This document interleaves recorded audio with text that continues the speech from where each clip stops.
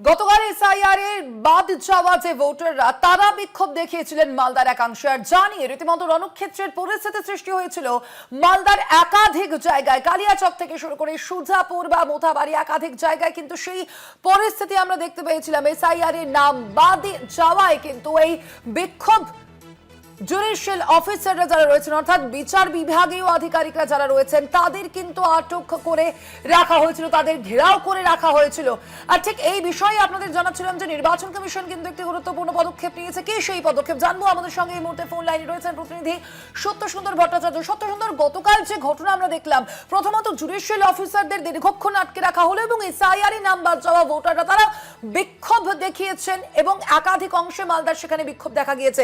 নির্বাচন কমিশন কি পদক্ষেপ গ্রহণ করলো এখনো পর্যন্ত?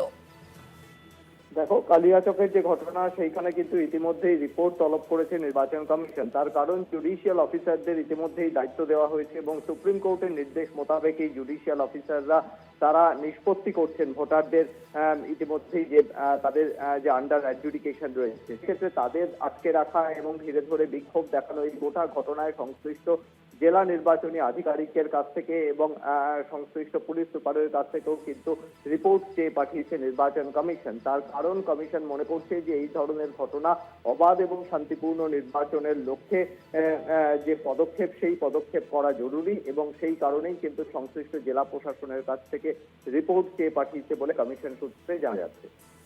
ধন্যবাদ তোমায়। আমরা কথা বলছিলাম, আমাদের সঙ্গে ফোন লাইনে ছিলেন প্রতিনিধি সত্যসুন্দর ভট্টাচার্য।